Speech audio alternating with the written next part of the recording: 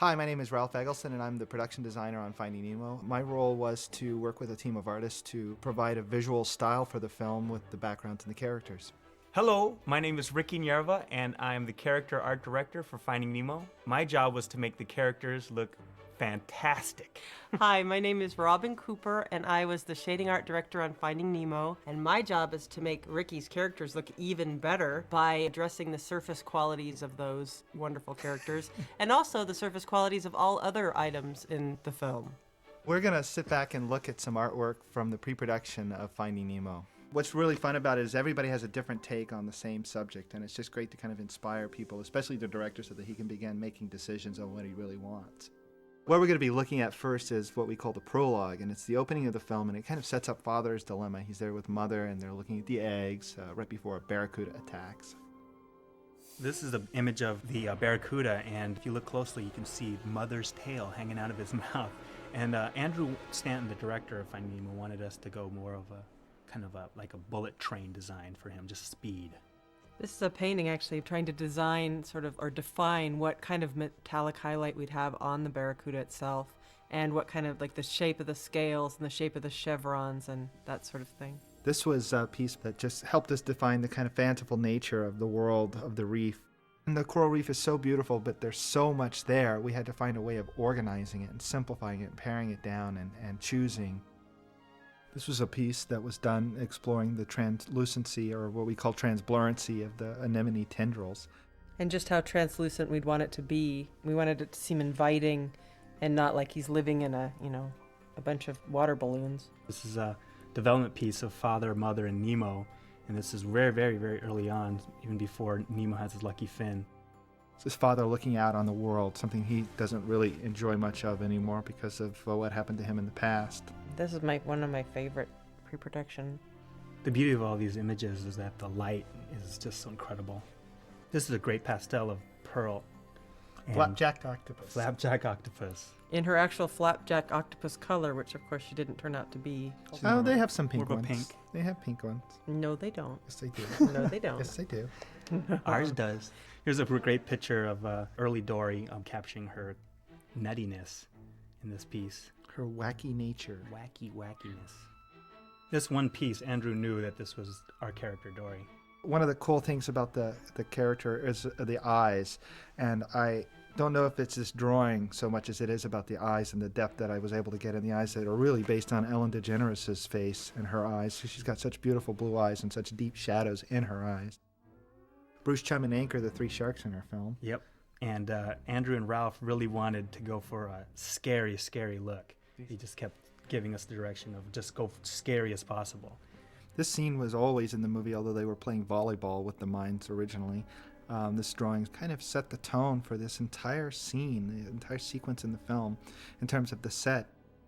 And this is a painting for what a mine might look like, and also for a suggestion of what the moss hanging from the mine might look like. Oh, there's so many details about this piece. It's incredible. You can even see the welding.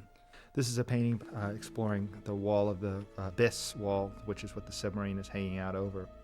This is part of the anglerfish sequence, where anglerfish are these fish that have these little lures over their head that kind of lure fish to them. There's so many different types of anglerfishes out there too. They run the gamut of having smaller eyes to larger eyes, and the artists would do different iterations of that to try to find our character for the film. And also there's a lot of machinery on this thing, like, the glowing light and the lure and the runway lights and the teeth. Pearlescent eyes and the teeth that have to be see-through, and there's a lot going on that character. Now we get into the tank. This is the first scene that was put into production in the tank, and it was called Initiation. It's where there are other characters that have been in the tank already are kind of bringing Nemo into their gang. The dramatic coloring, the orange color of the volcano really did kick back some of the colors on the characters. Works for this scene, but we did have to keep reminding ourselves that you will see them in regular lighting. They're not always going to look like this. We can't change them so that they look good just in that scene. This helped us establish the Vegas-style lighting that we wanted in the tank. And color. There's lots of color there. Lots of pretty images. That was one of the funny things, is that we wanted the entire world of the dentist office to seem antiseptic and drab, except for the tank. Everyone remembers the toy chest after you get your examination from the dentist, and You know, we just try to get all those little details in there. If you look closely in the movie, you can see a Buzz Lightyear hanging out there. This is Gil. The essence of the character was story-driven and character-driven. We knew the voice was Willem Dafoe. It really helped us nail it. One of the hardest things about Gil was trying to make that long dorsal fin look really beautiful. The drawing exploring a character named Peach. Jacques is a snail. Escargot. Escargot. The final design of Jacques, he really captured that kind of quirky French attitude. A little cleaner shrimp. The antiseptic nature of the exam room in the dentist office. Also the waiting room. In both cases, we wanted to keep the waiting room warm and friendly, and then the exam room very antiseptic, just like a dentist office might be. What we call the trench. A little squishy. The entire jellyfish scene is one of the earliest put into production, but one of the longest in production. It's about 8 months worth of work between the design and the camera work and the layout and the crowds. I think in a few shots there's 6,000 jellyfish. This really captured the glow, the pink glow that these deadly creatures Yeah, kind of Andrew wanted it emit. to look like a wedding tent. The idea here has always been for Andrew that it's this very beautiful, diaphanous looking thing that's deadly.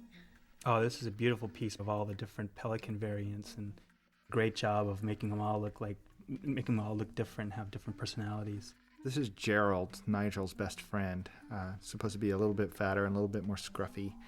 Originally wanted a 6-pack of plastic on his leg. on his leg. And That's this right. is Nigel, early piece. A little bit dirtier of docks, a little bit more older and traditional. We ended up going with something else slightly more modern. There was an entire scene in the movie where Nemo was going down the toilet and through the sewage treatment plant as the water was being cleaned and then dispersed into the ocean. This scene got cut very, very far back. These are some sequence pastels showing the lighting and color for the water at the outflow pipe. This crab is being fed to the seagulls by Dory. The fishing net, and very WPA style. What we tried to do with the lighting and the color here is tone everything really far down because we like the black and white effect. Although we didn't want to go completely black and white, we're striving to achieve a feeling of black and white without entirely going black and white. We were able to make the world be very high contrast and dark, with darks and lights without a lot of color, so that Father Nemo and Dory really pop out from this crowd of fish and all of the activity going on here. So this is just a selection of artwork from a lot more that was done. It kind of provided the director with a vision of the style of the film. This was really just a starting place, and the film grew from here. So if you'd like to see more of the artwork, That was done for Nemo. You can go to the galleries and poke around on your own. Mm-hmm. Well, thank you guys for all your help. thanks, Ralph.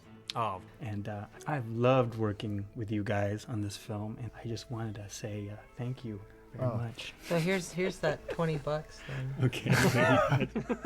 All right. I'm going to my trailer.